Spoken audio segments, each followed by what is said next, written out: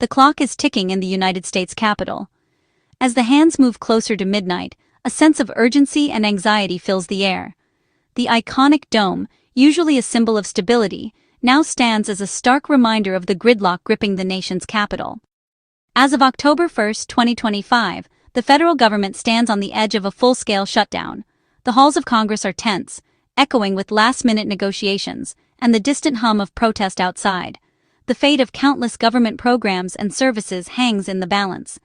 The deadline has passed, and without a last-minute deal, the machinery of government is grinding to a halt.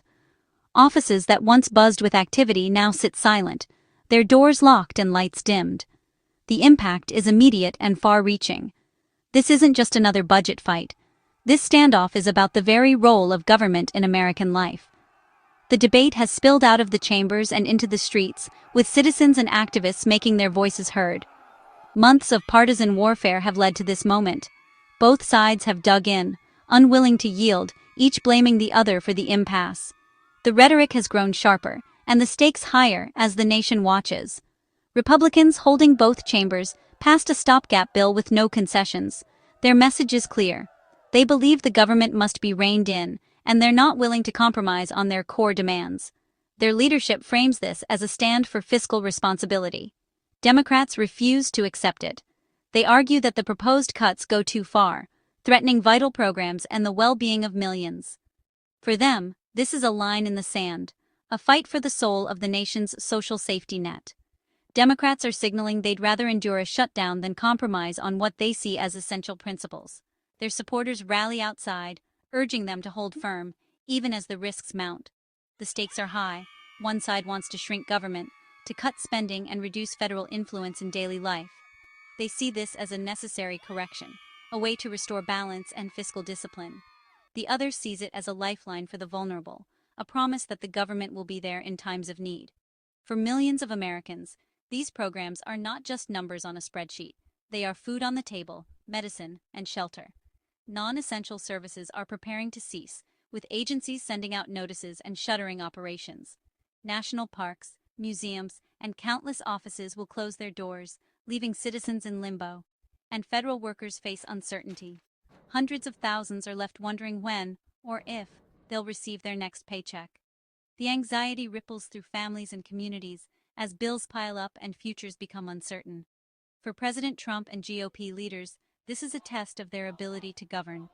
Their political future may hinge on how they navigate this crisis and whether they can maintain unity within their own ranks. For Democrats, it's a risky gamble that could either reassert their power or backfire. They hope to rally public opinion to their side, but the outcome is far from certain. The nation waits to see who will blink first in this high-stakes showdown. Every hour that passes without a deal brings new consequences, and the pressure mounts on both sides to find a way forward. The only certainty is that the decisions made now will have consequences for millions of Americans, shaping not just the days ahead, but the very future of the country. In a dramatic shift, Senate Democrats have reversed course, now openly embracing a government shutdown they once fiercely condemned. This is a striking departure from their previous stance, when they warned of the chaos and hardship shutdowns could bring to everyday Americans.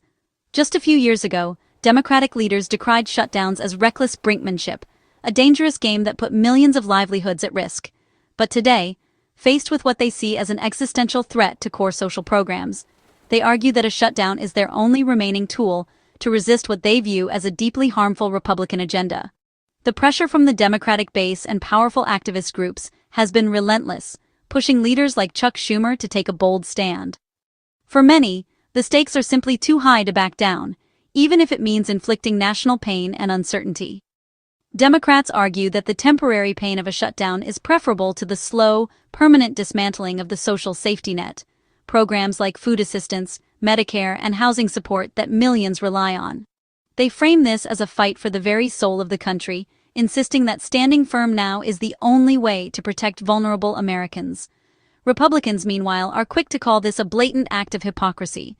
They accuse Democrats of manufacturing a crisis for political gain, pointing to past statements where Democrats condemned the very tactics they now employ.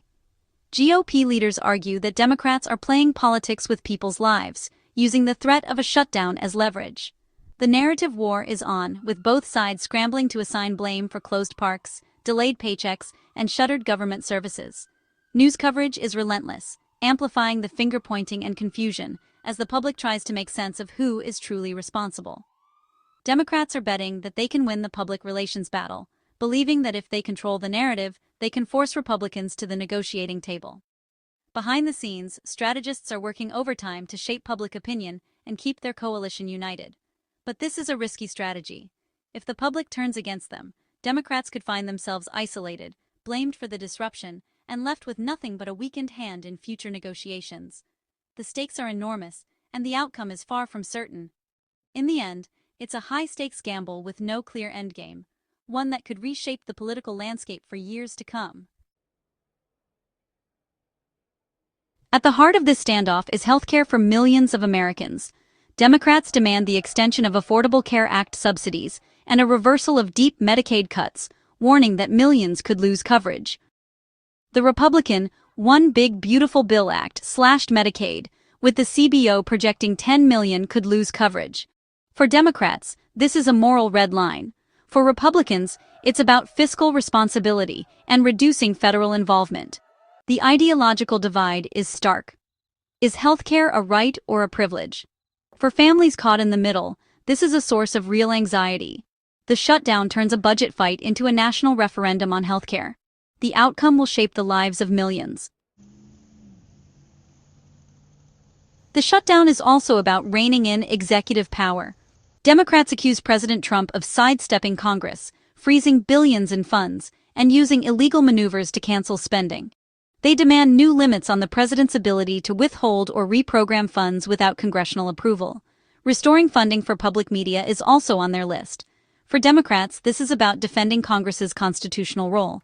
Republicans see it as a partisan attack, but Democrats argue it's about protecting the balance of power. This fight could redefine the relationship between Congress and the White House for years. The outcome will set a precedent for future administrations. The most immediate impact of the shutdown falls on federal workers. Hundreds of thousands face furloughs, with little comfort and promises of back pay. This time, the Trump administration is preparing for permanent layoffs, escalating the threat. Elon Musk, leading the new Department of Government Efficiency, has already overseen massive workforce cuts. The fear of losing jobs turns this shutdown into a career-ending crisis for many. Labor leaders decry the use of workers as political pawns. The psychological toll is immense, and public service is devalued. The hope is for a quick resolution, but families are left in limbo. The shutdown's effects ripple far beyond Washington. National parks and museums close, hurting local economies. Passport and loan applications stall, and research projects are interrupted. Consumer confidence drops, markets react, and economic growth slows.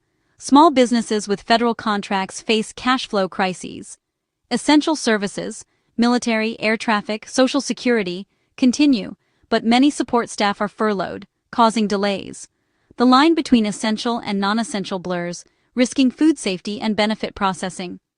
Democrats hope public anger will pressure Republicans, but the risk is that all of Washington gets blamed. The longer the shutdown, the greater the pain and political risk. The public's patience is thin, and the consequences are mounting. Every day of dysfunction deepens the crisis.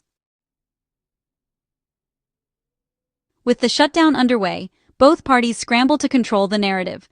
Republicans accuse Democrats of hypocrisy and obstruction, calling it the Schumer shutdown. They claim Democrats are holding the government hostage for a liberal wish list. Democrats counter that they're standing up to a lawless administration and protecting healthcare and democratic norms. Each side bets the public will blame the other for closed parks and lost paychecks. The party seen as most unreasonable risks future electoral backlash. Media coverage and polling will shape the outcome of this blame game. Both sides are gambling with their political futures. The stakes, public trust, and the next election. The next few days will determine which narrative sticks. With the deadline passed, the nation enters uncharted territory. Democrats initiated the shutdown, but their next moves are unclear. The White House's threat of permanent layoffs is unprecedented and could escalate the crisis. Both sides face immense pressure as the shutdown drags on. The issues, healthcare and executive power, are so fundamental that compromise seems elusive. The most likely scenario, a war of attrition, with each side waiting for the other to crack. Leadership will be tested as public anger grows. The shutdown could end quickly or drag on for weeks, with escalating damage. The government shutdown is more than a temporary disruption. It's a dramatic fork in the road for American politics, a moment that forces the nation to confront its deepest divisions and make difficult choices about its future. At this crossroads, every decision carries weight, and the consequences will ripple far beyond the halls of Congress. One path forward is through painful compromise. Lawmakers may find a way to restore government function, but such deals often come at a cost, leaving no side fully satisfied, and sometimes deepening the sense of frustration among both politicians and the public. Yet, compromise, however imperfect, can be a sign of a functioning democracy. The other path leads to continued chaos. Prolonged gridlock and shutdowns deepen public cynicism, disrupt lives, and inflict real economic harm on families, businesses, and communities across the country. The longer the standoff lasts, the more damage is done to the nation's sense of stability. A long shutdown risks normalizing dysfunction, making government inaction seem inevitable, and eroding the public's trust in the very institutions meant to serve them. The stakes are high, and the cost of inaction grows with each passing day. For Democrats, this moment is a gamble. Their strategy will ultimately be judged by its outcome, either as an act of courageous resistance in defense of their principles, or as a costly miscalculation that alienates voters and weakens their position. If Democrats succeed in winning meaningful concessions, they could reshape the political landscape and set new precedents for future negotiations, showing that standing firm can yield results. But if they fail, they risk a powerful backlash, deepening divisions within their own ranks and across the nation, and fueling further polarization. This crisis is a reflection of the deep national divisions over the role of government, the future of healthcare, and the limits of presidential power. It's a test of whether the system can adapt and respond to the needs of a diverse and divided country. The resolution of this standoff will answer a fundamental question. Can the American political system still serve the common good, or has it become too fractured to function? America stands at a crossroads, facing a choice between compromise and perpetual conflict, between progress and paralysis. The coming days will define not just the outcome of this crisis, but the very future of the nation's political life, and the faith of its people in democracy itself.